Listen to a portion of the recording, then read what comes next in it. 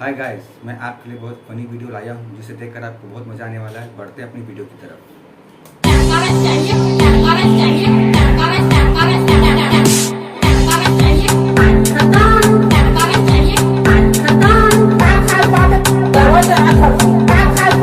दरवाजा